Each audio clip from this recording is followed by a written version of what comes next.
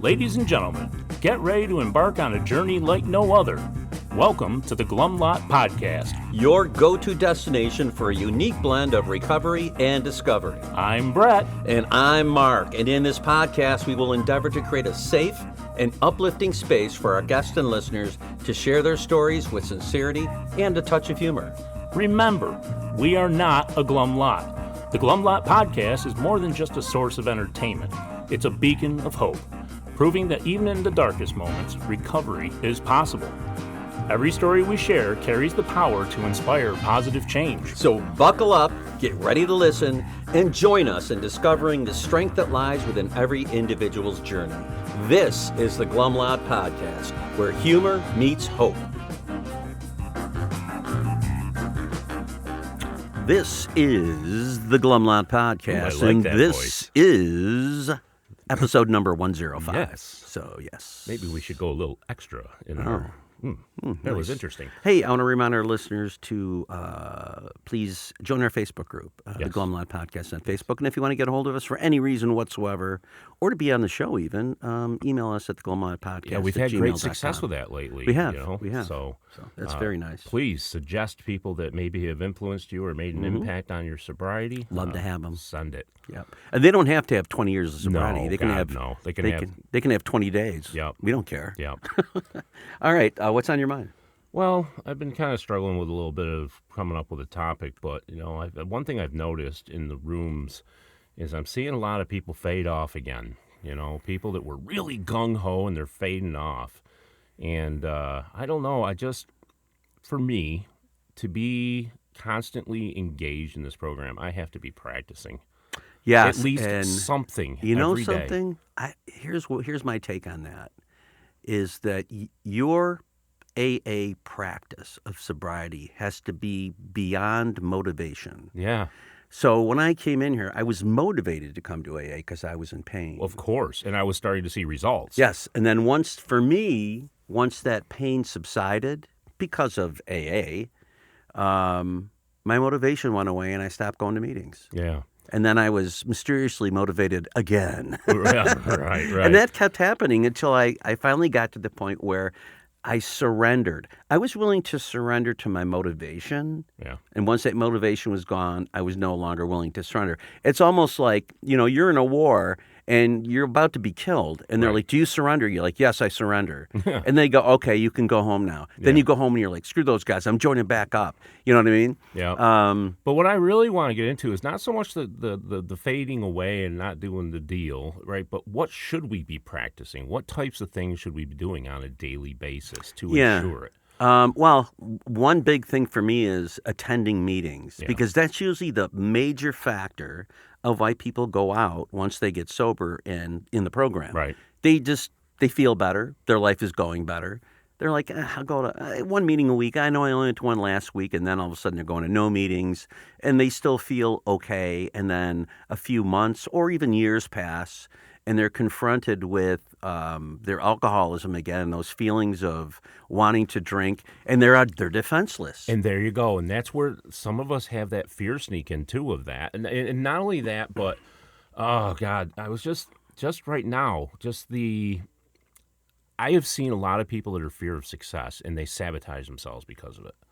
Yeah, I've heard that before in meetings. People have brought that's up weird. fear I of can being tell that's successful. weird for you, but I've seen it over and over again, especially lately. They were doing so great. They were doing the things, but then their confidence in themselves for some reason just goes and they're done. See, for me, it was the opposite. Once I got confident in myself, that was my downfall. Yeah. Because I forgot I have a disease that tells me I don't have a disease. And if I don't have meetings, other alcoholics, the reading, everything that goes into getting sober, then I start to believe it. Right. I'm like, you know what? I feel fine, so I must be fine. Yeah, there's the little red book. It was before the 12 and 12, and it was meant to go for step studies, step by step. I actually just bought that like a month ago. Can we get into it? Anyways, so it talked about this actually, and it's a real thing. But I think, we're just getting out of practice and stuff. And I know one thing for me, you mentioned meetings. My thing is meeting with somebody every single week, couple hours before the meeting and reading. Yeah. And just seeing, all of a sudden you'll see them start nodding, right? Or you'll see a smile, like they realize this is them, right? And they get it, and it's just there's nothing like it in the world. And so that's another practice that I think we have to continue to do. Yeah, that's step 12 of helping someone else is, and people don't understand it when they first come in, and I didn't either because I didn't experience it and I didn't feel it. But once you do it, Right. it's kind of the magic that kind of keeps you there. You know, even when you think, all right, the obsession to drink has been lifted, Yep. right? A lot of my problems have been cleaned up. I've worked on a lot of character defects. Now what? Do I graduate? No. Yeah. You don't graduate. You need more. But again, that's where these people we know somebody that was, and no offense to you if you're listening, but we know somebody that was all gung-ho about sponsoring. But again, that fear of success and being, thinking that they can be helpful kicks in. They don't do it. Yeah. So it's interesting. So I'm going to throw this one out there. We don't do this, but if you've had experience with that, tell us about it, right? I want to hear if you have had that sabotage or that fear of success, because, I'm kind of interested in that, why that's occurring. So reach out to us with that if you've experienced that so we can find out some more. We'd Maybe like to you on. have you as a guest on the show. Or if you're not up for that, we'll read it. Right. We'll read it off an email. Yeah. So just something to think about. Yeah. But anyways, we got to be practicing something on the daily reflections, right? Reading those, getting in, finding a podcast maybe, like the Glum Lot Podcast, or getting on YouTube and seeing a speaker, just something to keep it in our heads fresh. So we have a daily reprieve based on our spiritual condition. And those things all go to enrich and nourish us. They do. Yeah. We got that off my chest. We have a guest today. We do. I've never met this person. I have. I will find out. It's kind of a mystery. It came to us through Dave A. He's been on twice, the podcast, and he recommended the gentleman that's going to visit us today. And I may know him, but I'm curious. So we'll see. Find out. Yeah. But let's welcome Walt. Yeah. Welcome to the Glum Lot Podcast, Walt. Hey, Walt. Hey, guys. We're glad to have you here. We'd like to start out with your sobriety date. I really don't use dates. I use days because this battle is one day at a time. Oh, that's different. Yeah. So my bad outside issues, I got close to 10,000 days at this point. So what do you mean by that? What I mean by that, I was addicted to drugs for a while. Alcohol was the base of my addiction, as I found out because I was able to quit drugs. So that was like 10,000 some days ago. That's what you mean? Okay, thank you. I just wasn't sure. Okay. But then you still drank? And I still drank. It's been just over 1,700 days since I had to drink. Wow. 1,700 or 17,000? 1,700. 17 million? May feel one day like at a time. There you go. That's Someday right. we'll get there. There you go. All right. Awesome. So we like to rewind it to the start of your experimentation as a young person with drugs and or alcohol. Your first time, what it was like, all that stuff. Yeah, all the details. So I was raised in a family around drinking. It was something that was accepted. Small town down in Jersey, even though, believe it or not, there was small towns at one point or another down in Jersey. Sure. Yeah. And it was down at our local fire department. My dad was a fireman. We were all volunteers. And, I'd go down there to run the radio while they're out on the calls. And I'm like, oh, there's a drink. I want to be like one of the guys. So that's when I started drinking. How old were you? Probably about 14. Yeah. Do you remember that first time you got that feeling of a buzz? No. Okay, you were just kind of cooking along, drinking Just cooking along, drinking. Trying to be part of it? Just trying to be part of it. Yeah. That's a cool group to be a part of as a kid. Oh, too, yeah. Right? Yeah, because, you're all excited. The bells and whistles on the trucks are going off. And, you gotta rise from it, like an adrenaline junkie almost. Shortly thereafter, a couple of years later, I started working, again, small town, but we had 3 bars in town. And all of a sudden, a 4th bar opened up. And they labeled themselves a pub restaurant. Okay.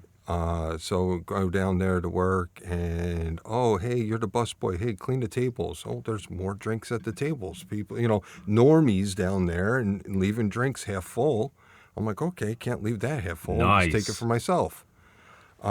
Which turned into bar backing, we're just getting rid of that bottle and it's got a shot left in it. I'm taking that with me. And then I was probably about 16, 17 one morning, and I didn't wake up from school, for school. and my parents came up and they found me passed out on a pile of bottles. And they're like, "That's it. You're going to AA. We know there's a meeting across the street." Now, mind you, this is close to 30 years ago when you can still smoke. So there would be grade A tobacco smoke coming out the side of the building every night. Yeah, and you're 16 at the time? I was 16, 17 at the time. And you go over by yourself? Go over by myself. Raise your hand, say, "I've never been to a meeting"? Yeah. Yeah, but how did they know? Did they been in it? Did you have anybody in your family that gone to AA? They just knew about it. They just knew about it because it was literally across the street from the house. Okay, that gotcha. I grew up in. Was that a church basement or was it more of a- church basement. Oh, thank God. So you go to this meeting. What is your experience like as a 16-year-old? It was scary. Wow.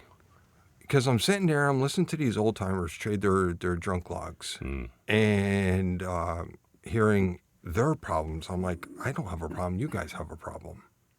And I'm getting the same thing back, but it's kind of back and forth. It's more me and my alcoholism saying that I don't have a problem. Right, These guys have a denial. problem.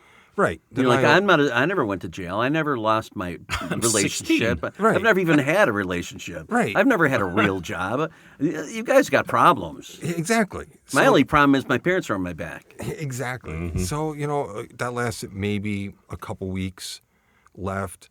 And then shortly after I got my license, I got pulled over in my parents' driveway for drinking and driving. Thank the Lord, it was poker night that night, and my dad was hosting it, and a lot of his friends were state cops. And I'll never forget this night. They come out with their badges out and go, "What's the problem, officer?"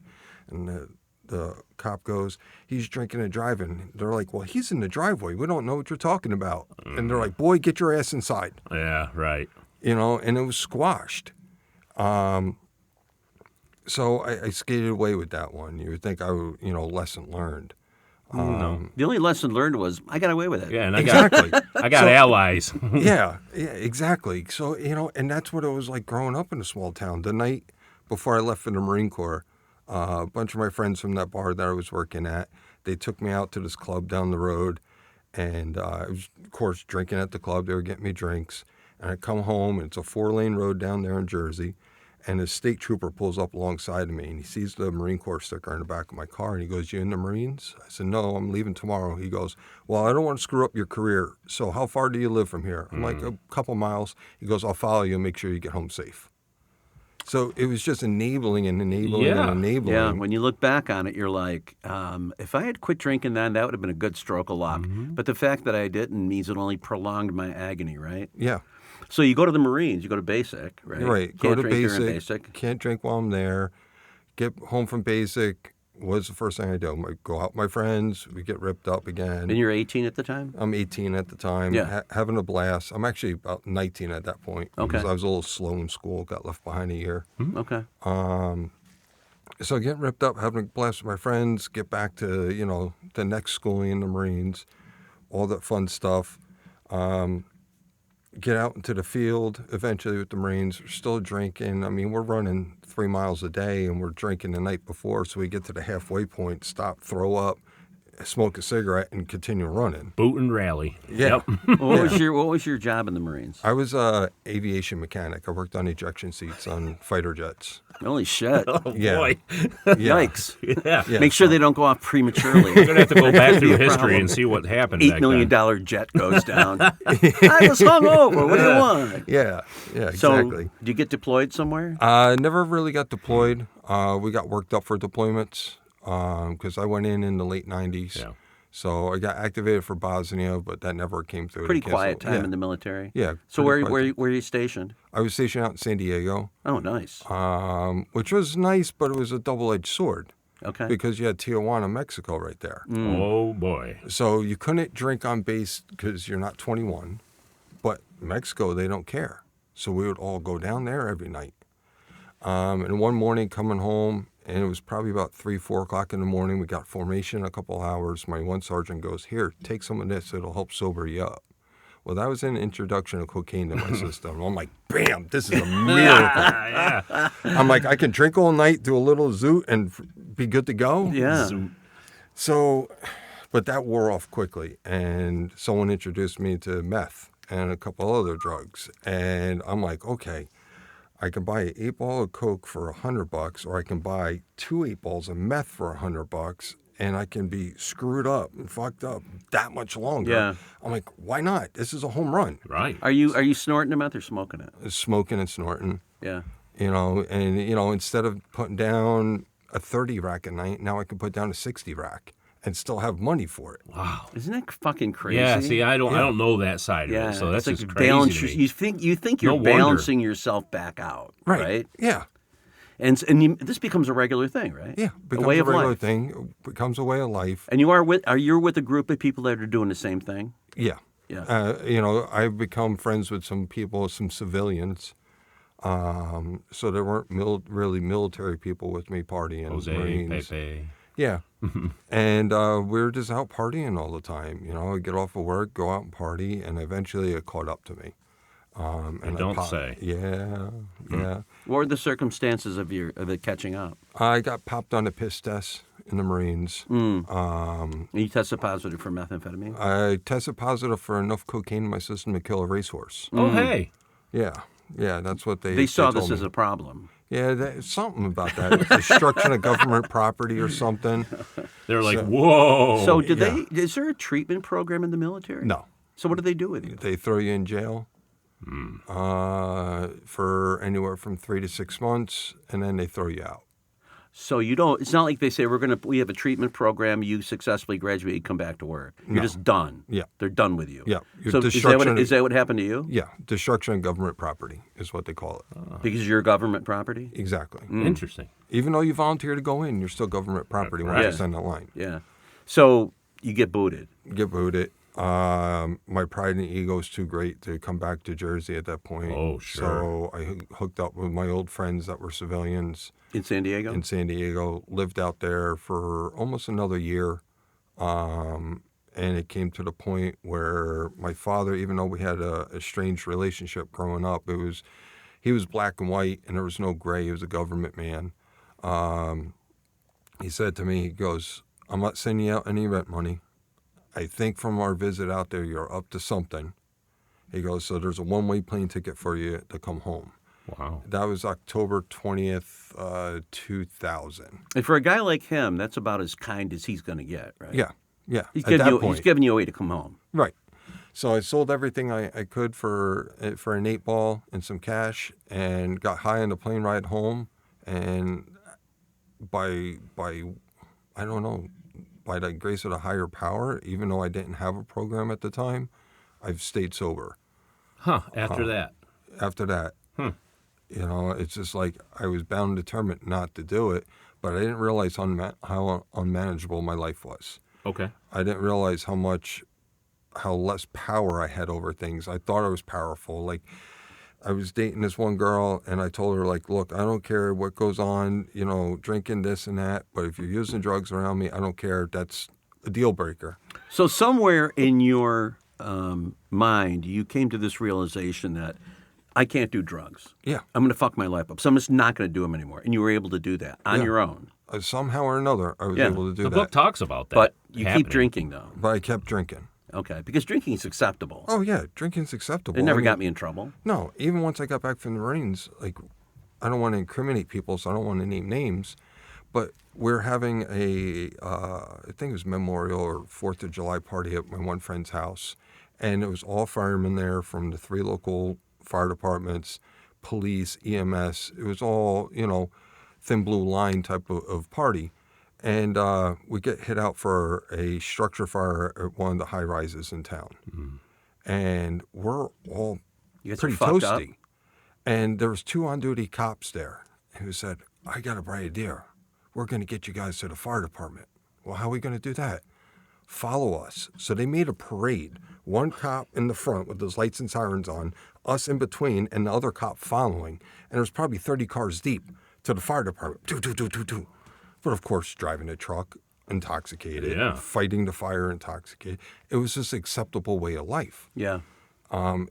We got done with a gnarly call where someone unfortunately passed away. We would go back to the fire department, have drinks over it, talk about it, and then move on. So the drinking culture is all baked into this. Oh, yeah. And it's fully accepted. These are your people. You're one of them. Right. What were like when you got dishonorably discharged? Is that what they? No, they gave me a what they call a big chicken dinner, a bad conduct discharge. Okay. And so, yeah, what does your old man say about that? He's upset. He's disappointed. But you're back, and he's like, all right, whatever. You're young and stupid. Let's move on. Not really. A little more than that? Yeah, a little bit more than that. Okay. We nicknamed my father Hitler growing up. He was very, very black and white and Gestapo. Fantastic. So, yeah, you're doing this thing in your old hometown. You're drinking. You're being a part of the fire department, but you put the drugs down. Right. What happens with the alcohol? How does that progress? It progressed because eventually I wound up losing the fire department because of the drinking. I was breaking rules, taking things I shouldn't be taking, borrowing things when I shouldn't be borrowing things, and it caught up to me. Same with my, I was an EMT at the time, my pride and ego, that caught up to me. Lost that. Did there come a point where you said to yourself, this is all a result of my drinking? No. It's got to stop. Just bad luck? Just bad Those luck. guys are assholes. Yeah. Okay, I made a mistake, that kind of stuff? Yeah. Never to the realization that it was my alcohol. Right before the war that we just got out of 20-something years ago, shortly before that, my dad, he did say to me, he goes, look, I know you're between a rock and a hard place. He goes, see if you can get back into the Marines. He's a Master Chief in the Navy. Reserves, but he's still a Master Chief, which you can't get any higher. He goes, I'm setting up the theater right now for us to go overseas. We're supposed to start war in 2 weeks. So I go into the recruiter's office that day and say, hey, Sarge, let me back in. I know I screwed up this and that. I've been clean now, trying to get back in. Give him the real from my father that he's setting up, the theater and everything. Sergeant goes, no, I can't send you out. Wow. I'm like, okay. 2 weeks to the day, I started a new job just as a waiter at a local diner down there in Jersey. And that's the day the war started. And I went into the recruiter that day before I started work and said, hey, you ready to send me out now? He goes, sorry, I can't. I'm being shipped out myself. So I went to work that night and met what is now my son's mother. So it's weird how my higher power was working for me when I didn't realize he was there. Oh, yeah, Right, definitely. right. But how did you take that when they kept saying no? I'm like, I'm just a fuck up.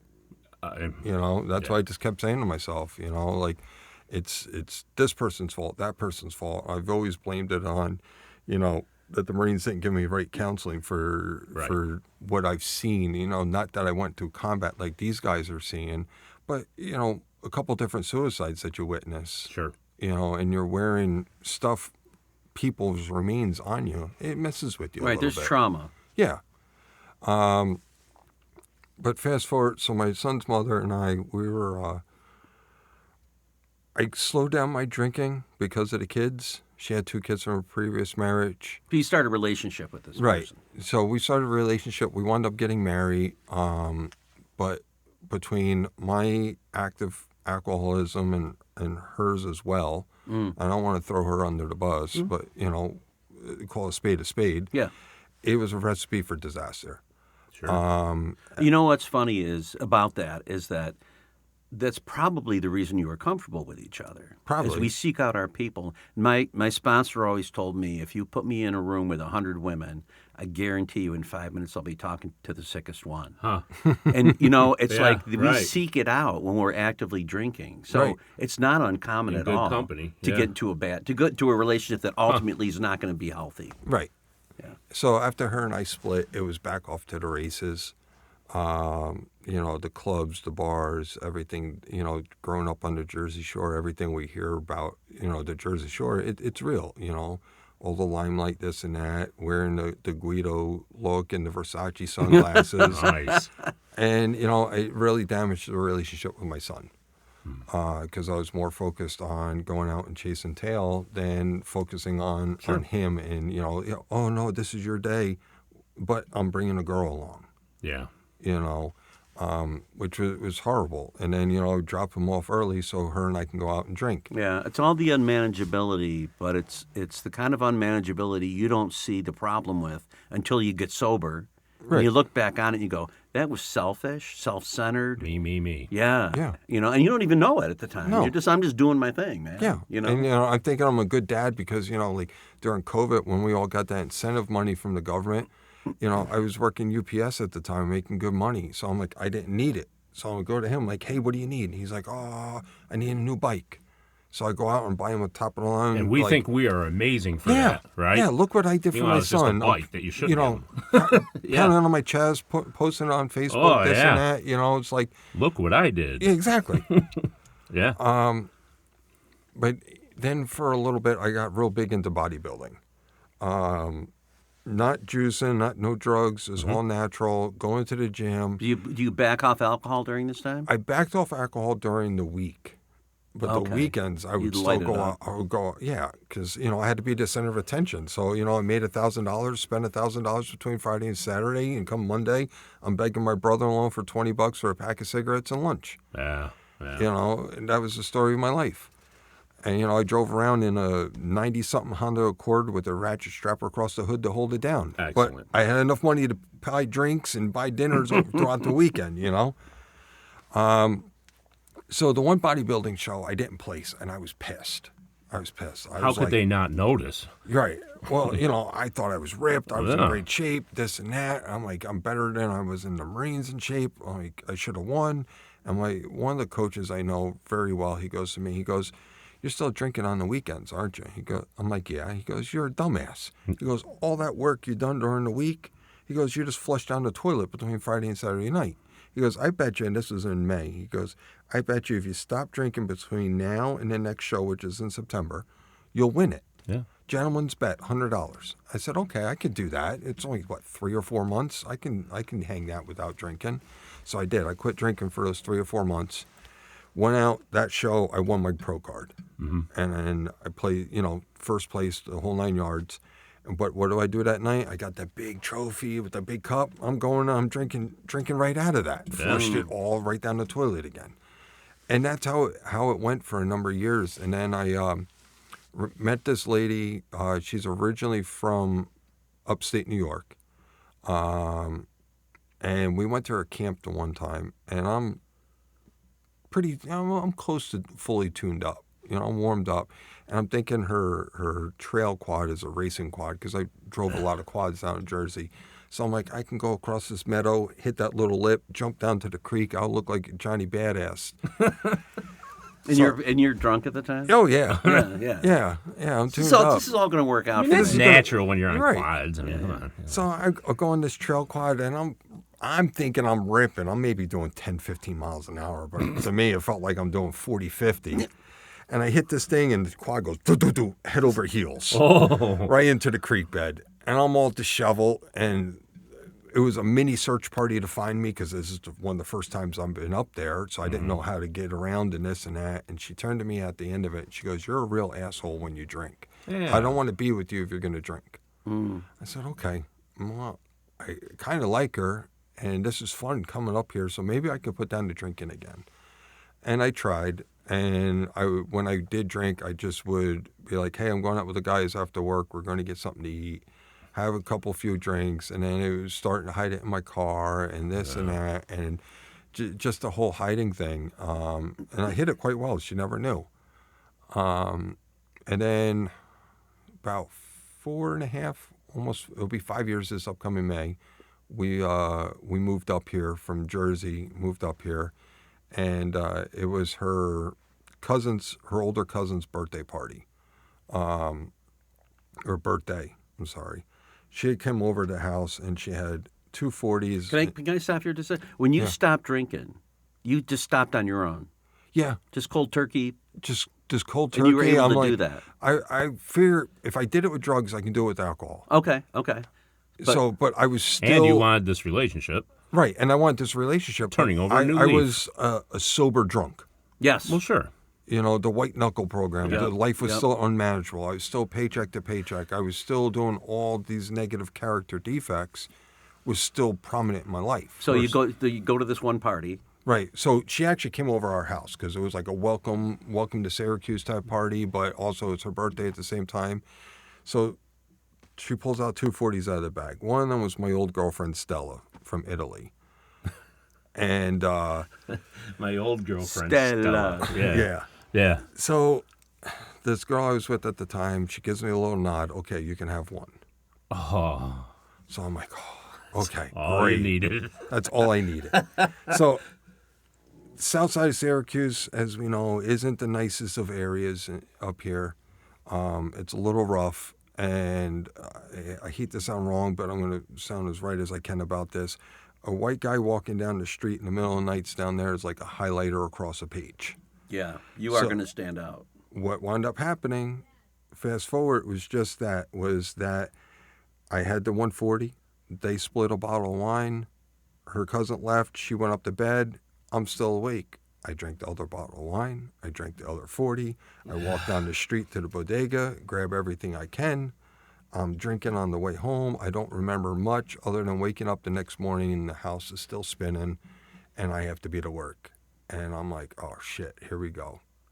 And I hated that feeling. I'm like, I Yeah, a gotta bunch stop. of guilt. Right? Yeah. That was familiar territory for you. Yeah. And you know what's funny is you went back just like that. And how long had you put it aside? Well, it was hidden for about 3 years. But you're still drinking during this time. Oh, the first 3, yeah. Yeah, Well, but I'm saying when you right- were. I'm talking about when you were white knuckling it and doing White- sober drunk. How long was that before you picked up this one?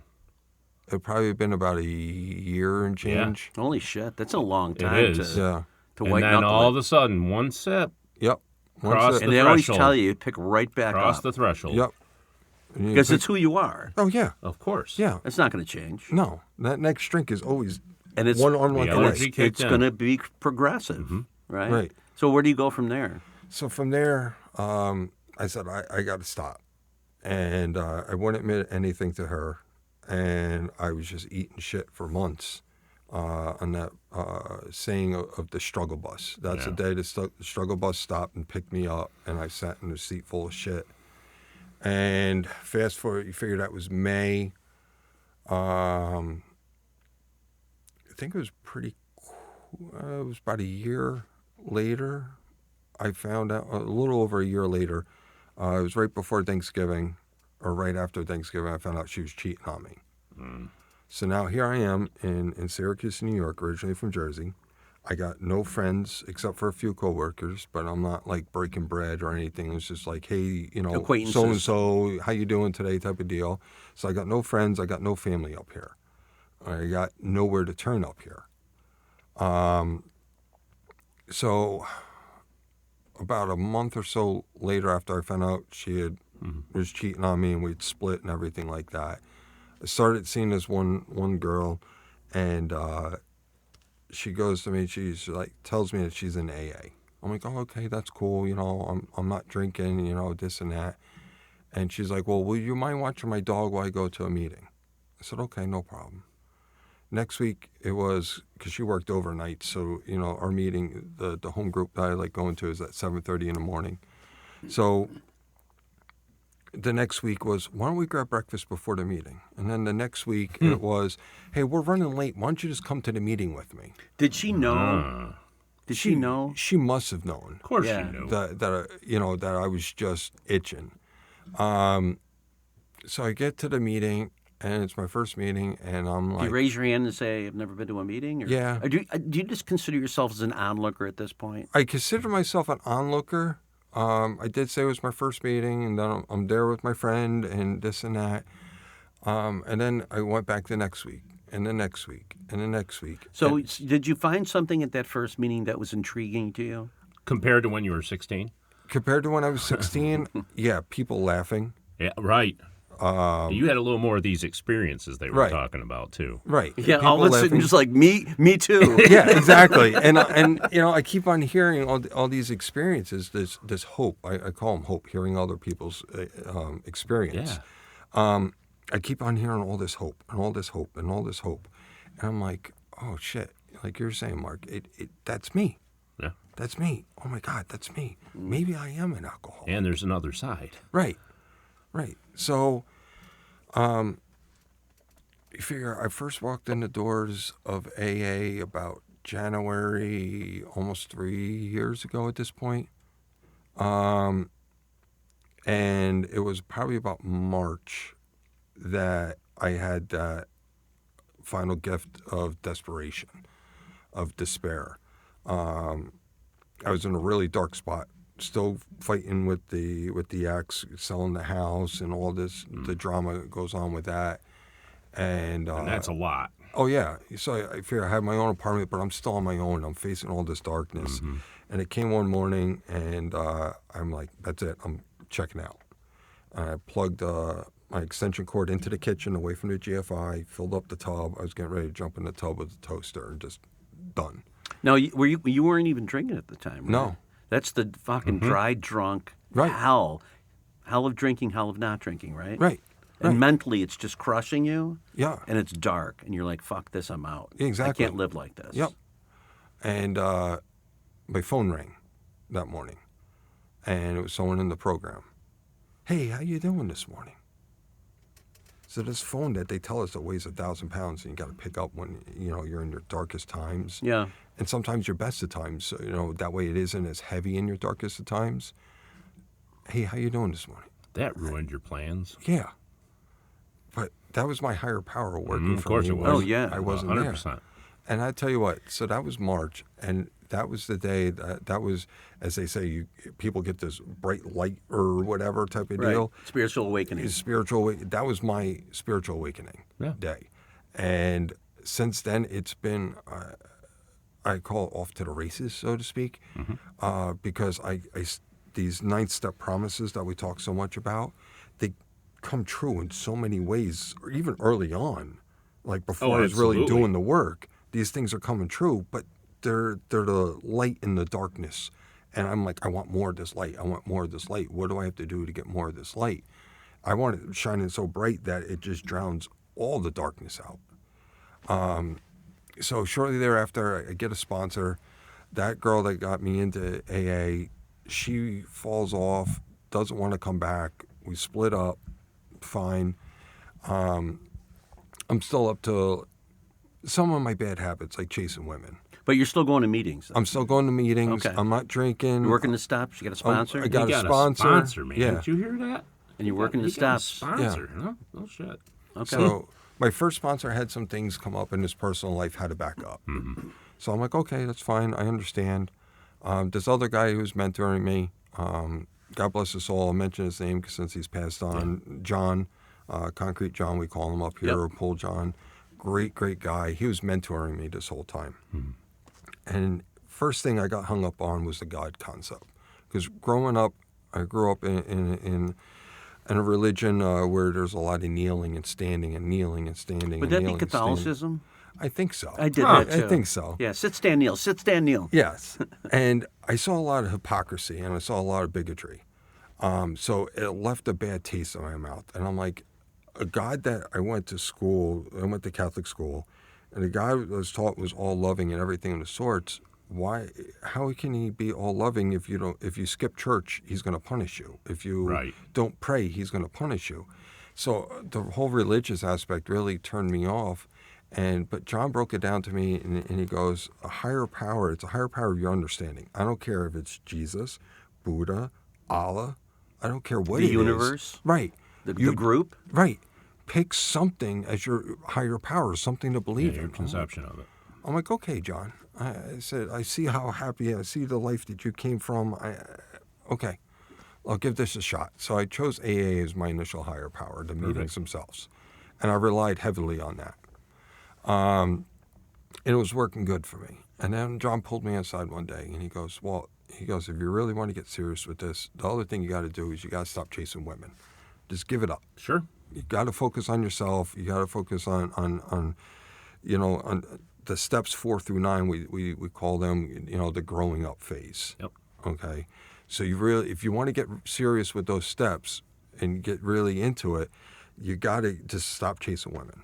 I said, well, this whole higher power thing worked out, so I'm going to take John's advice. Went home that night, deleted all my dating apps, all these girls I was talking to. Lucky me, ugly guy. I guess I spit a good game from time to time. I cut it off, and I'm like, that's it. Whoa! You cut what off? All the women. Oh, okay. Yeah. Yeah.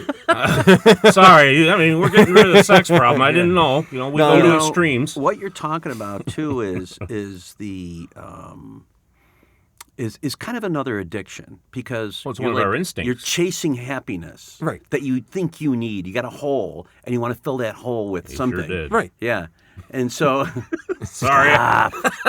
so that advice is well taken. Whether it was chasing women, gambling, like going to the casino all the time, all that kind of shit. We're looking for something. Yeah. And I think what he was saying was, okay, you can't be looking for something while you're doing something else looking for something. Right. So let's narrow that down. Right. And start really working the steps, right? Right. And that's what you did. That's what I did. Damn good And advice.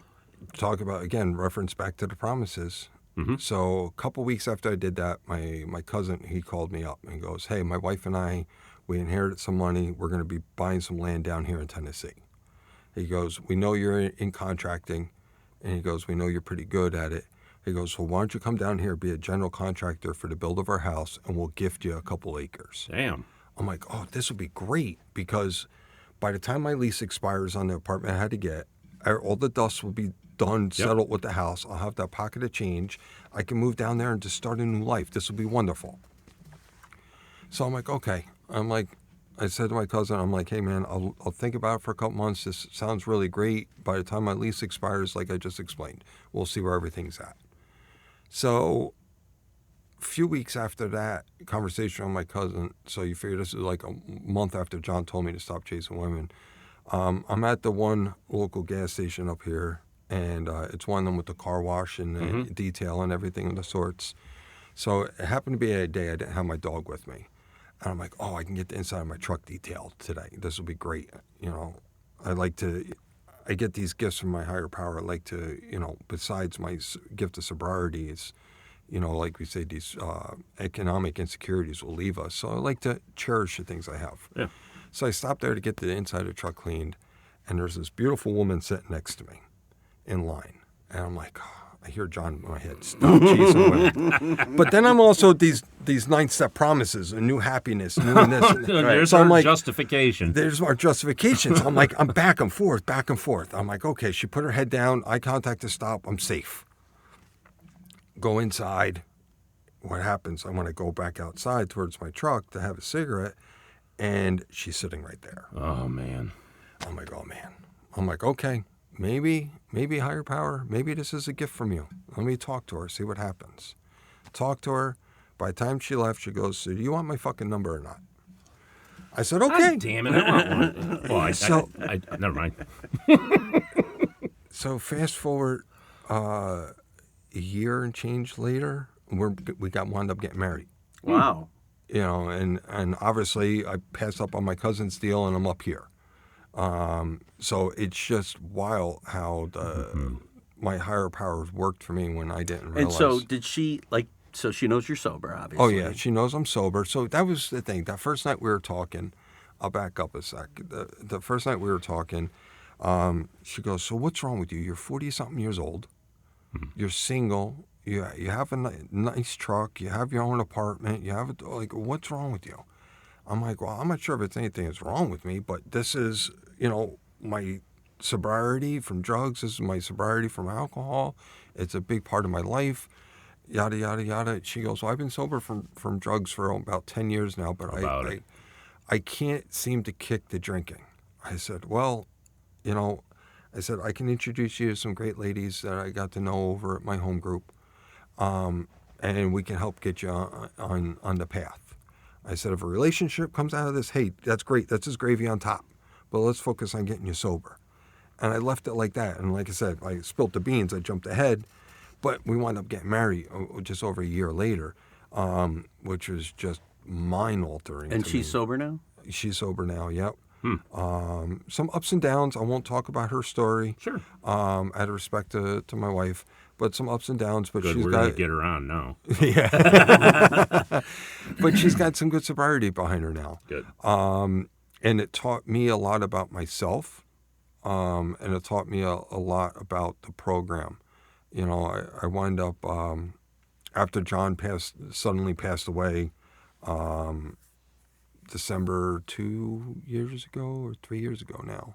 time flies. Yeah. My new sponsor, he picked up basically where John left off. And John and I were working the fourth step together. So he picked up, and at that point, I was ready. Yeah. I was ready. So many people get hung up on the fourth Did step. you? It's, That's and, fear. It is fear, yeah. Mm-hmm. And one of the greatest things, technology, you love it, hate it, whatever, it's a necessary evil in today's world, right?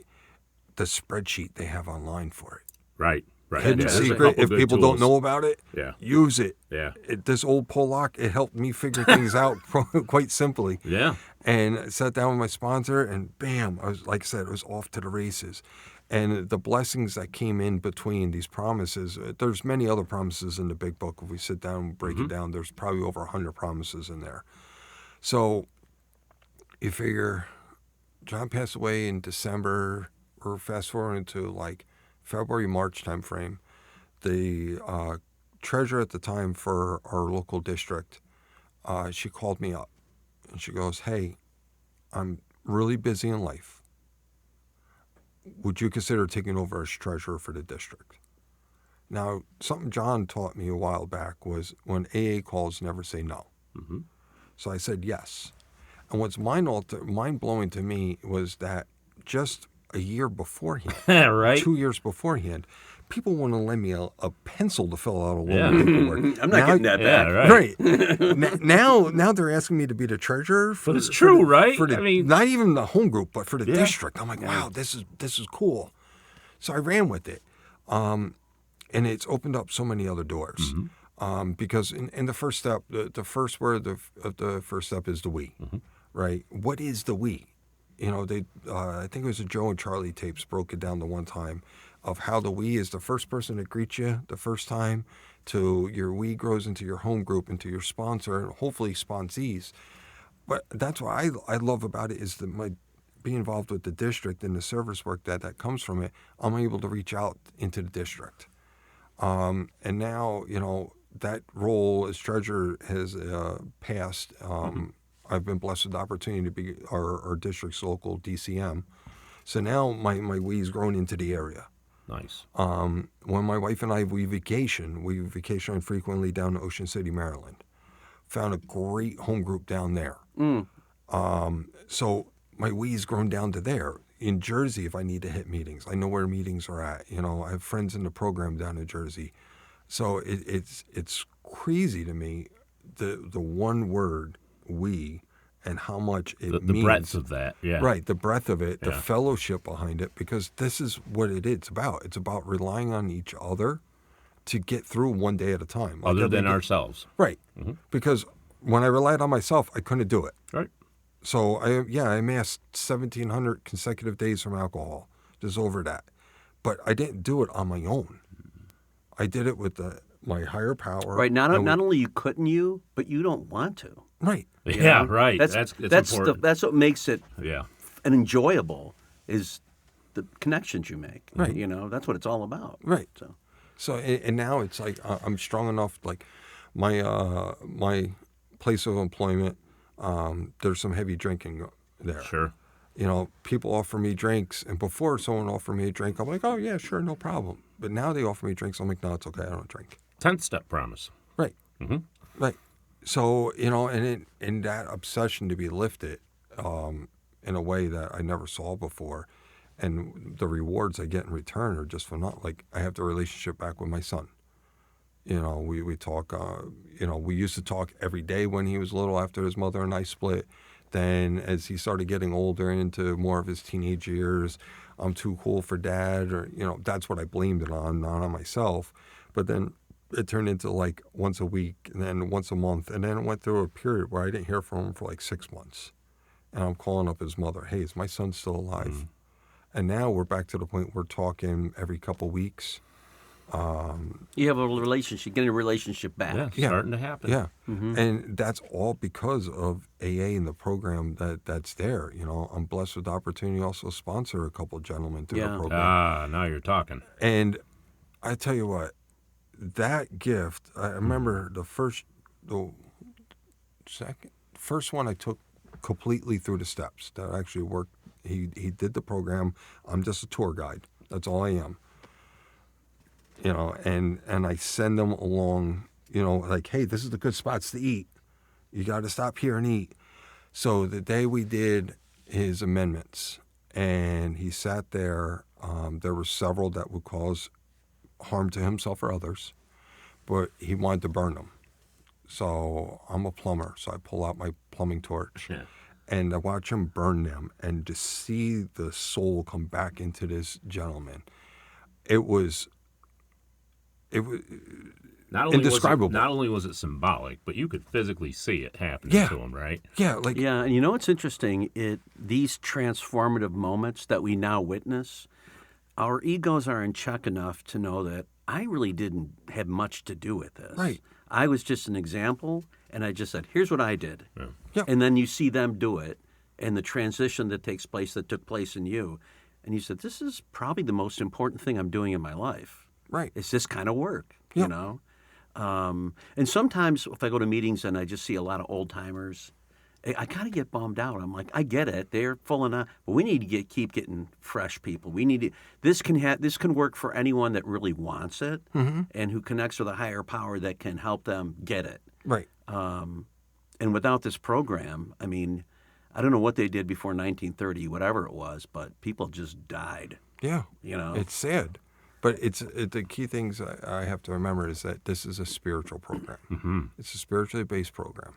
It doesn't matter what you are outside the door, whether you're Jewish, Catholic, Buddhist, doesn't matter, atheist, doesn't matter whether you're black, white, it doesn't matter whether Rich, you're poor. gay or straight, Jailed to Cowboys Yale. fan or a Bills fan. Well, Jets fans were a different story. Yeah. Right. But none of that matters. Once you walk in that door, you're an alcoholic. That's right. Myself. And that's why when we walk in there and introduce ourselves, that's part of it, right? Right. So we're all on equal. That's the whole purpose That's of saying to I'm an alcoholic. me, that's the whole thing about anonymity is a spiritual foundation. Yeah.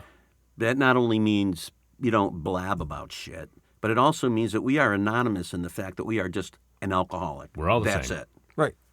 So, and that's the thing is like, as long as we remember our roots and where we came from, that's one of the things. Like I heard referenced a little while back, and it's something that I absolutely love. Is that I'm not scared of death itself. I can walk outside and get hit by a bus. Still working on that one, but yeah. No, I mean seriously. But yeah. what I'm most scared of in life, the one fear that will never leave me, is the life I left behind. Yeah, right. That I will run away from, and I'll run right into a meeting. Yeah. I'll run right down to my knees and give praise to my higher power. Oh. And I'll do that on a constant basis every day as much as I need to stay away from that darkness. Right, and so we have to practice that, right, constantly. So what would you say, do you have like a daily routine that you work on, or is it something that you visit or think about daily just to keep this thing fresh?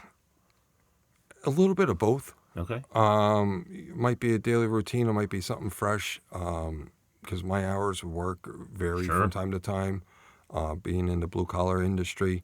But I typically start my morning off with a little prayer meditation, at least a daily reflection, and meditate on that. Yep. I try to listen to some podcasts, some video during the daytime. I try to get that in while at work. If I have the opportunity to do that.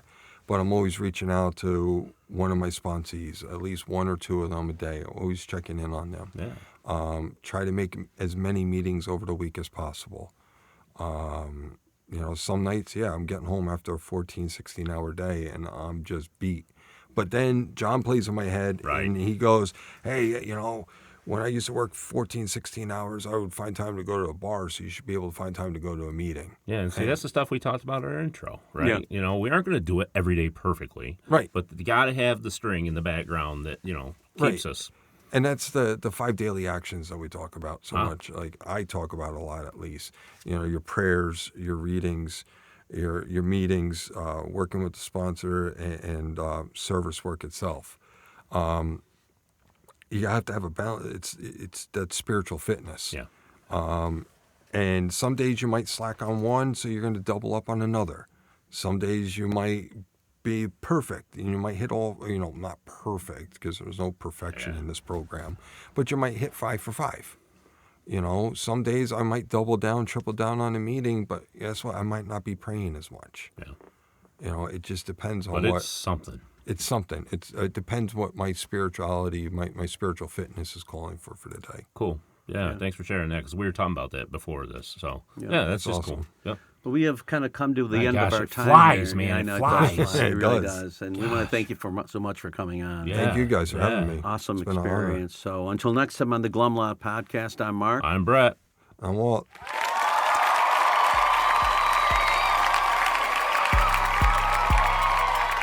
As we wrap up another episode of the Glum Lot Podcast, we want to extend our heartfelt gratitude to each and every one of you who tuned in today. Navigating the path to recovery from alcohol and other substances is a journey filled with challenges, triumphs, and self-discovery. Remember, we're not affiliated with Alcoholics Anonymous, but we're here to provide a safe space for open conversations about the complexities of recovery. Your stories, courage, and resilience inspire us and our listeners alike. If you or someone you know is on the transformative journey, know that you're not alone. Join us next time as we continue to explore the diverse facets of recovery. Until then, stay strong, stay connected, and remember that each day is a step towards a brighter, sober tomorrow. Thank you for being part of the Glum Lot community.